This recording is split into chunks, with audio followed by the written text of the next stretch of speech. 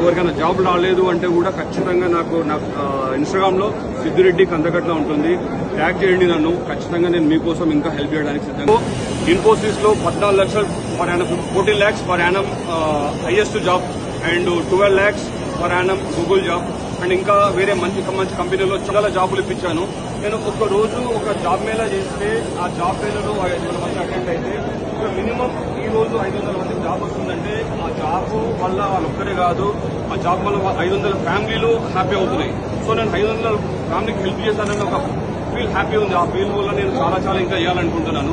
వీళ్ళ టీం అంతా కలిసి ఏ వీడియో కావాలన్నా ఎలాంటిది కావాలన్నా యాష్ ప్లేస్ వీళ్ళ టీమ్ వీళ్ళు మనకు క్రియేట్ చేసి ఇచ్చారు. సో దీని వెనుక దీని తర్వాత డైస్ ఆర్ట్ ఫిలిప్స్ అనుకోండి, ప్రశాంత్ రెడ్డి తిను కూడా ఎంబడుండి అన్ని చేశాడు.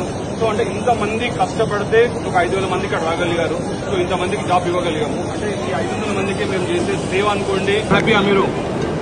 అంటే ఇంతకుముందు జాబ్ మీద ఇక్కడ పోయిరా మీరు? ఫస్ట్ టైం కదా, ఫస్ట్ టైం రాగా ఫస్ట్ టైంలో జాబ్ దొరికింది.